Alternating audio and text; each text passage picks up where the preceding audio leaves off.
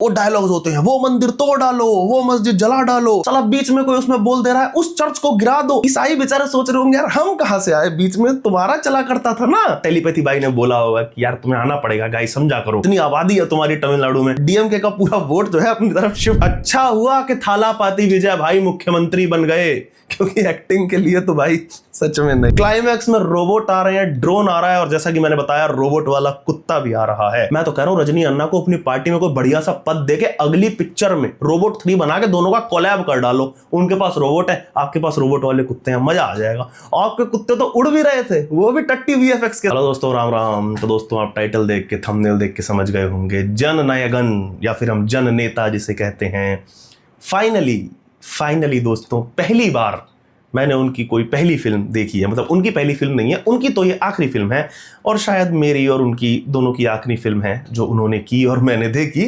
उनकी क्यों है वो तो उन्होंने पहले बता दिया है कि उन्होंने राजनीति में एंट्री ले ली है और सिनेमा से संन्यास ले लिया है। और मेरी ये लास्ट फिल्म क्यों है उनकी, ये आपको इस वीडियो के अंत तक पता चल जाएगा। हम बात कर रहे हैं थालापति विजय की। मैं टेलीपैथी कहता था भाई, मुझे नहीं समझ आता था, अभी भी मेरे मुंह से कई बार टेलीपैथी निकल जाए तो समझ जाना आप मैं किसकी बात कर रहा हूं। विजय जी की आखिरी फिल्म जननायकन, जिसके ऊपर बहुत कंट्रोवर्सी हुई। वो फिल्म लीक हो गई थी या रिलीज नहीं होने दी थी, तमिलनाडु चुनाव से पहले आनी थी, क्योंकि वो फिल्म बनी ही इसलिए थी, लेकिन नहीं रिलीज होने दी कुछ लोगों ने, या फिर लीक करा दी, या उन्होंने खुद ही करा दी, ऐसा भी लोग कह रहे थे। जो भी हो, कुल मिला के अब फिल्म थिएटर्स में रिलीज हुई है, मैंने देखी। मैं बिना कुछ ट्रेलर देखे, इसके बारे में कुछ भी जाने ये फिल्म देखने गया था। बस इतना पता था कि ये तमिलनाडु इलेक्शन से पहले आनी थी और नहीं आ पाई थी। मुझे बस वो मूवमेंट था ना, वो रवि गुप्ता भाई है अपना कॉमेडियन, वो वाला मूवमेंट मुझे फील करना था। तो विजय बोला पुल के नीचे देख। आप में से बहुत लोगों ने वीडियो देखा होगा, नहीं देखा है तो मैं पूरा नहीं लगा सकता भाई, कॉपीराइट इशू हो जाएगा, पॉडकास्ट में जाके देख लेना। तो यही मूवमेंट मैं फील करने गया था और इसलिए मैंने हिंदी में भी देखी है। स्टोरी की बात करूं तो, स्टोरी से पहले मतलब अगर मैं हिंदी की बात करूं तो डायलॉग्स का आपको पता रहता है कि भाई कैसे लिखे जाते हैं। मैंने तो हिंदी में सुनी, तो कॉमेडी जो होती है ऐसी डब्ड वाली मूवीज में अल्टीमेट लेवल की क्रिंज हो जाती है, इमोशंस भी अल्टीमेट लेवल के क्रिंज हो जाते हैं। और वो इसलिए होता है क्योंकि लिटरल ट्रांसलेशन कई बार कर देते हैं। तमिल में जो डायलॉग लिखा है उसकी लिटरल हिंदी ट्रांसलेशन कर दी, और वैसे ही हमारा एक्टर डबिंग के समय बोल रहा है, इस चक्कर में हगास फैलती है। बाकी स्टोरी की बात करूं तो भाई क्या स्टोरी है भाई, क्या मतलब क्या क्या है फिल्म में। मदुरई 2013, मदुरई 2005, 2026, हर तरह की टाइमलाइन है। और स्टोरी की कहूं तो ये पूछो कि क्या नहीं है फिल्म में, क्या है तो आप हर फिल्म का पूछते हो।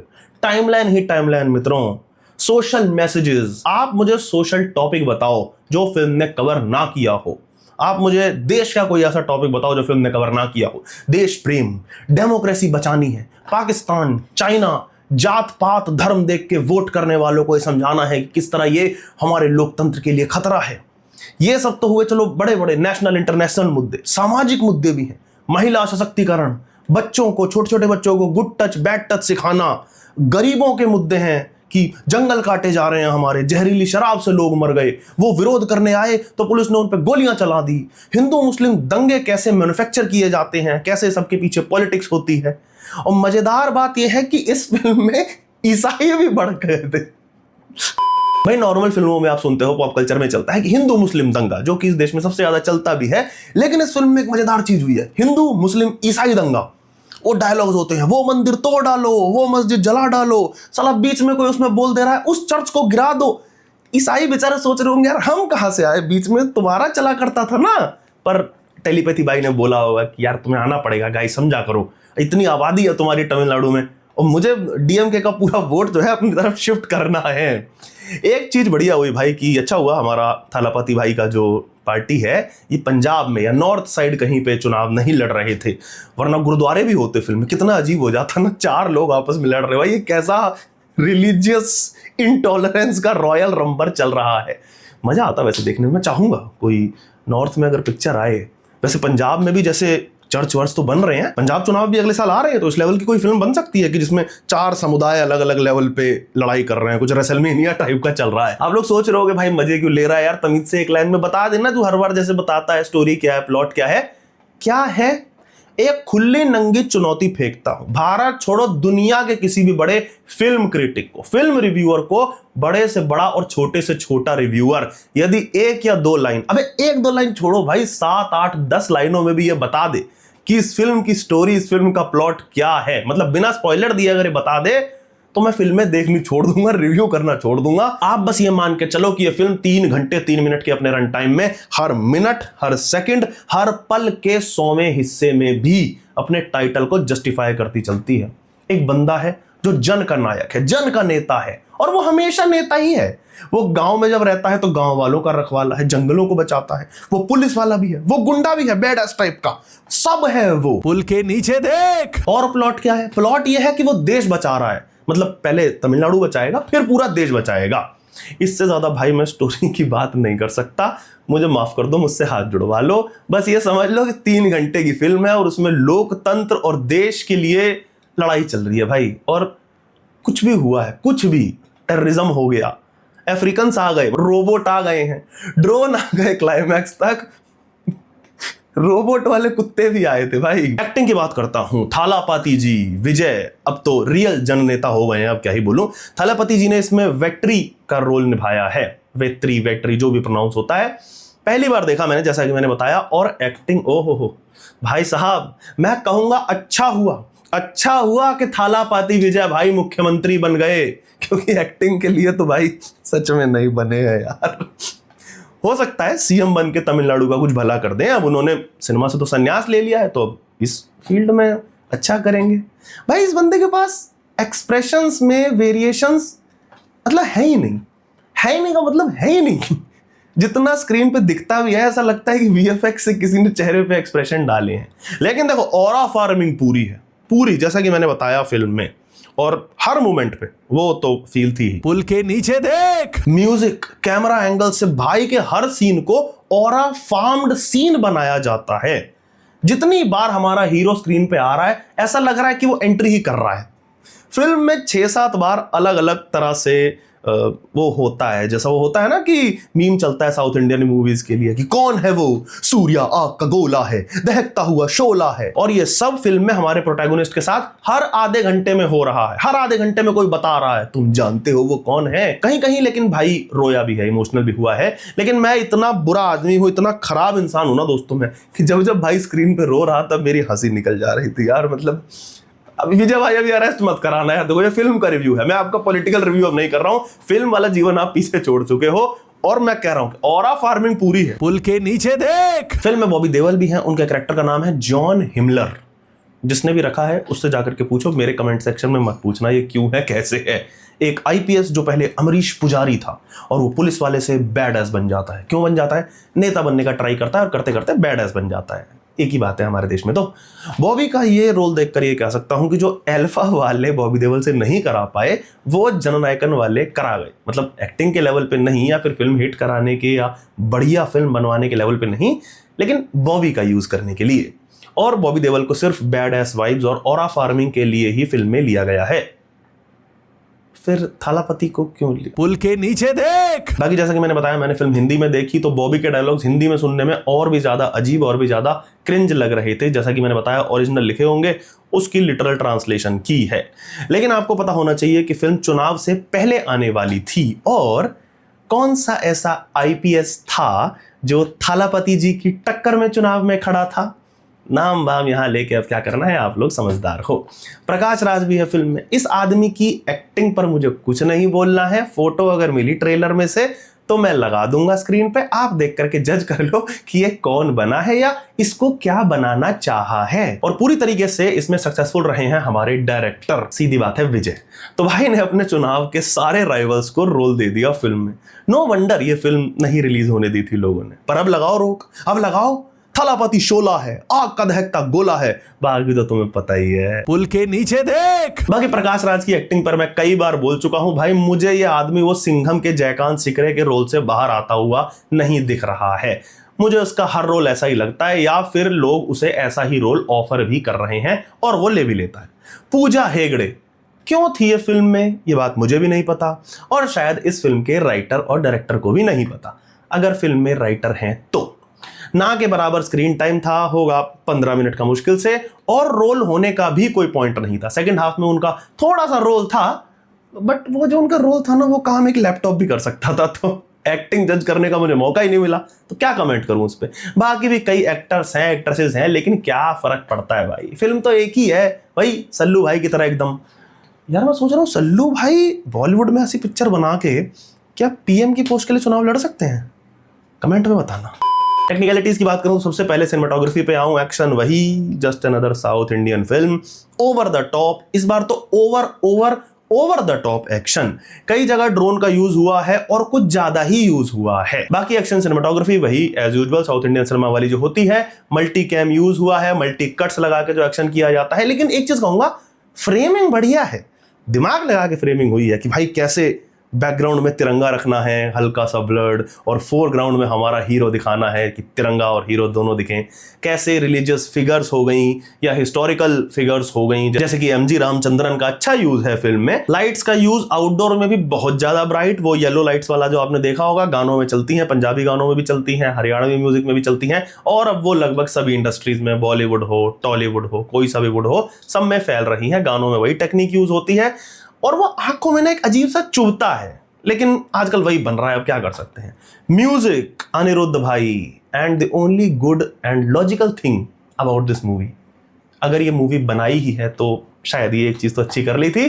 फिल्म का मेन थीम बहुत कैची है और इसकी रील्स कटने वाली हैं और कटी भी हैं अब तक जितनी भी, ऑब्वियसली जिसलिए बना था वो काम हो गया है। मेन एक्टर यानी कि हमारा प्रोटैगनिस्ट जो है, उसकी थीम बढ़िया है और काफी सारी हैं, अलग अलग सीक्वेंस हैं, जैसा कि मैंने बताया। थालापति जी बहुत कुछ हैं, पुलिस भी हैं, कैदी भी हैं, जंगल के रक्षक भी हैं, आम आदमी भी हैं, एंड अबव ऑल थालापति तो वो है ही। बॉबी देओल का बैकग्राउंड स्कोर बड़ा ही शानदार है भाई, थोड़ा सा कुली वाली वाइब दे रहा है, जो भी अभी आई थी रजनीकांत की वैसी सी वाइब भाई, लेकिन हाँ बढ़िया लगा है सुनने में। शायद सेम टाइम पे सैम्पलिंग की होगी अनिरुद्ध भाई ने, वो ऐसा होता है जो लोग म्यूजिक बनाते हैं, म्यूजिक सुनते भी हैं, तो पता लग जाता है कि किसका कौन सा गाना अपने ही कौन से पिछले गाने से इंस्पायर्ड है या आसपास अगर बनाया गया है तो थोड़ा बहुत उसमें टच आ जाता है कई बार। बॉबी का कैरेक्टर भी अपने पुलिस वाले रोल में जब होता है तब जो सीक्वेंस है वहां पे म्यूजिक अलग है, बाद में जब भैया एंटागोनिस्ट बन गए हैं, बैड एस बन गए हैं, खलनायक बन गए हैं, तब म्यूजिक अलग है, और दोनों ही म्यूजिक बहुत शानदार है। हर बार का वही होता है कि भाई जो अपना विलन होता है, एंटागोनिस्ट होता है, उसका हमेशा हीरो से 2 डिग्री ऊपर रखा जाता है। लेकिन अनिरुद्ध भाई ने रिस्क लिया है करके, तुम समझ रहे हो, अभी बस वो एक्टर नहीं है। गानों की बात करूं तो गाने हैं फिल्म में और बिल्कुल बेमतलब के गाने हैं। म्यूजिक बढ़िया है सभी गानों में भी और बैकग्राउंड स्कोर भी, लेकिन गानों का कोई पॉइंट नहीं था। वो वैसे तो फिल्म का ही कोई पॉइंट नहीं था, लेकिन जिस लिए फिल्म बनी है उसके लिए गाना डालना जरूरी था।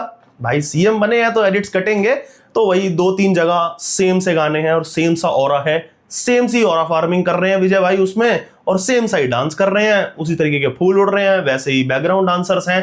तो 2 या 3 गाने तो आपको लगेगा कि वही गाना रिपीट हो रहा है क्या, तो इसलिए कोई पॉइंट नहीं था। बाकी बैकग्राउंड स्कोर की बात करूं, थीम्स की बात करूं, तो ऐसा नहीं है, कैरेक्टर्स के बाकी में यानी कि एक्शन सीक्वेंसेस में भी, सस्पेंस के टाइम भी बैकग्राउंड म्यूजिक बहुत बढ़िया है। One of the best thing of this movie, one of the क्या ओनली है। एडिटिंग पे आ जाते हैं भाई, 3 घंटे 3 मिनट की फिल्म है साहब, और नॉन लीनियर लीनियर सब है, सीधी भी चल रही है, उल्टी भी चल रही है, रुक जा रही है जब मन कर रहा है। क्यों? क्योंकि भाई की पिक्चर है ना भाई, पिक्चर रोक देता है, गाना करने चला जाता है, फाइट सीक्वेंस के बीच में, सस्पेंस के बीच में, रोमांस के बीच में। तो एडिटिंग को आप भूल जाओ कि भाई तुम पूछोगे कैसी चल रही है, भाई लीनियर है, कुछ नहीं है, चल रही है बस। असल में थालापति जी की ऑरा फार्मिंग करते हुए बहुत सारी रील्स बना लो, मतलब तो मान लो 3 घंटे की रील्स बना लो और उन सबको मिला दो, तो बन गई आपकी फिल्म जननायकन। बाकी एडिट्स की कहूं तो बेहद ही क्रिंज वीएफएक्स, आग बॉम्ब सब कुछ। पाकिस्तान का झंडा एआई से बनाया था, एक जगह पाकिस्तान का झंडा दिखाया था, पहाड़ पे वो ड्रॉ हो रखा था, कुछ सीक्वेंस था, टेररिस्ट कुछ ट्रेनिंग ले रहे थे, भारत में कुछ करना है उनको, जिहाद, मैंने बताया ना बहुत कुछ है भाई। पाकिस्तानी भी आ रहे हैं, अफ्रीका से आ रहा है गुंडा, उसके बाद अंदर तो हमारे देश में प्रॉब्लम चल ही रही है, तो देख रहे हो कितनी प्रॉब्लम से एक साथ डील कर रहे थे थालापति जी। तो एक जगह सीक्वेंस था कि पहाड़ पे झंडा बना हुआ था पाकिस्तान का और उसमें 2 चांद थे। I have no damn idea why, मुझे लगा भाई मैंने गलत देख लिया, लेकिन मैं अकेला गया था फिल्म देखने, साथ में को था भी नहीं कि कंफर्म कर लेता। तो भाई जिसने फिल्म देखी है वो मुझे कमेंट में बता दो कि मेरी आंखों को धोखा हुआ है या सच में पाकिस्तान के झंडे में 2 चांद थे। मैं कह तो देता कि फिल्म दोबारा देखूंगा, लेकिन दोबारा देखूं क्या यार भाई, तुम ही समझो। और भी कई सीक्वेंसेस हैं जो प्योरली एआई जनरेटेड हैं, बेहद टट्टी वीएफएक्स के साथ हमारा एंटागोनिस्ट अपनी शिप से आता है और इंडियन नेवी शिप्स की पूरी फ्लीट को उड़ा देता है। क्लाइमैक्स में रोबोट आ रहे हैं, ड्रोन आ रहा है, और जैसा कि मैंने बताया रोबोट वाला कुत्ता भी आ रहा है। वो चिट्टी रोबो का कुत्ता उधार लिया होगा थालापति भाई ने। मैं तो कह रहा हूं रजनी अन्ना को अपनी पार्टी में कोई बढ़िया सा पद देके अगली पिक्चर में रोबोट 3 बना के दोनों का कोलैब कर डालो। उनके पास रोबोट है, आपके पास रोबोट वाले कुत्ते हैं, मजा आ जाएगा। आपके कुत्ते तो उड़ भी रहे थे, वो भी टट्टी वीएफएक्स के साथ। लेकिन बाकी सब भले ही बेकार हो, लेकिन बीजीएम शानदार था भाई। चाहे लास्ट का एक्शन हो, क्लाइमैक्स, चाहे बीच का एक्शन हो, चाहे फ्लीट उड़ रही है, बीजीएम बढ़िया बज रहा है भाई। फिल्म पॉलिटिकल थी, सीधी सी बात है, चुनावों के लिए बनवाई थी। सिंबोलिज्म भर भर के था फिल्म में। पेरियार की तरह दिखने वाले एक चचा को हमारे थालापति जी बचा रहे हैं। एमजी रामचंद्रन के पोस्टर के पैरेलल में थालापति भाई की एंट्री हो रही है।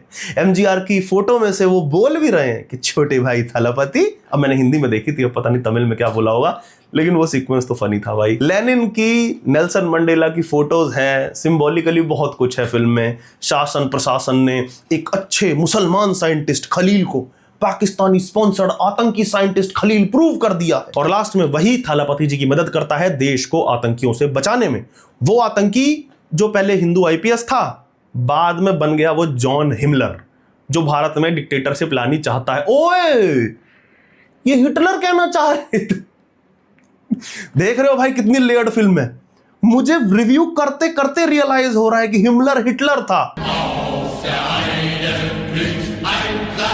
अरे हटाओ यार, गंदे गंदे गाने मत लगाओ, ये सब्सक्राइबर वैसे ही नहीं बढ़ रहे, चैनल की और रीच डाउन हो जाएगी। लेकिन देखो भाई, लेयर्ड थी पिक्चर। कहां क्रिस्टोफर नोलन, डेनिस विलेन्यूव क्या पिक्चरें बना रहे हैं भाई। ये थी पिक्चर, हिटलर को हिमलर कर दिया भाई ने। भाई डिजर्व करता है यार सीएम बनना का। हाँ यार, विजय भाई पिक्चर बनाने में लगे थे, लेकिन हमारा जो एंटागोनिस्ट था वो भारत में डिक्टेटरशिप लानी चाहता था। अब इससे यार मैं प्रोपेगेंडा कहना चाहता हूं, एंटी हिंदू भी कहना चाहता हूं कि हिंदू को तुमने इनडायरेक्टली आतंकवादी दिखा दिया। लेकिन किस मुंह से कहूं? ये सब कहने से पहले मुझे ये भी तो मानना पड़ेगा कि ये एक फिल्म है। चलो ठीक है, मान लेते हैं फिल्म है ये 3 घंटे लंबा इलेक्शन का एड नहीं है, जो कि बाय द वे काम कर भी गया। भाई देखो, हाथ कंगन को आरसी क्या, अब तो सामने दिख रहा है। अगर तुम कहो कि वो इलेक्शन एड तो वो सक्सेसफुल हो गया। बाकी फिल्म में दिखाया गया है कि एंटागोनिस्ट एक हिंदू से ईसाई बना आदमी था। पता नहीं कौन होगा ऐसा जो हिंदू से ईसाई बना होगा, मैं क्या जानूं। पॉजिटिव मैसेजिंग भी भर भर के है फिल्म में, जैसा कि मैंने बताया, सामाजिक मुद्दे, फीमेल बहन बेटियों को पढ़ाओ, सशक्तिकरण, एकदम सब कुछ पॉजिटिव ही पॉजिटिव है। एक तरीके से नारे ही नारे थे भाई। फीमेल वोट बैंक भी तो देखना होता है ना, आधी आबादी है भाई, समझते नहीं हो तुम लोग। इसको अब सही कहो, गलत कहो, कुछ भी कहो, बस यही है जो है। अब वो बंदा पॉलिटिशियन है तो पॉलिटिकली करेक्ट मूवी बनाई है एकदम। जहां उस बंदे का वोट बैंक ज्यादा है उनको थोड़ा सा प्लीज करना चाहा है, जिनको थोड़ा सा कम है उनको थोड़ा सा ऐसे करके हाँ तुम्हारे साथ भी मैं हूं, वो करके निकाल लिया है। लास्ट में तुम ये कहोगे दोस्तों कि भाई ये फिल्म देखी जाए या ना देखी जाए। ऐसा है, देखो ना देखो, फिल्म अपना काम कर चुकी है। किसी को घंटे से फर्क नहीं पड़ता कि मैं तुम ये फिल्म देखें ना देखें। बाकी फिल्म का थालापति जननायकन छोड़ो, अब तो तुम तमिलनाडु के कुर्सी पे बैठा असली थालापति जननायकन देखो। और भूलना मत थालापति ने क्या कहा था। पुल के नीचे देख।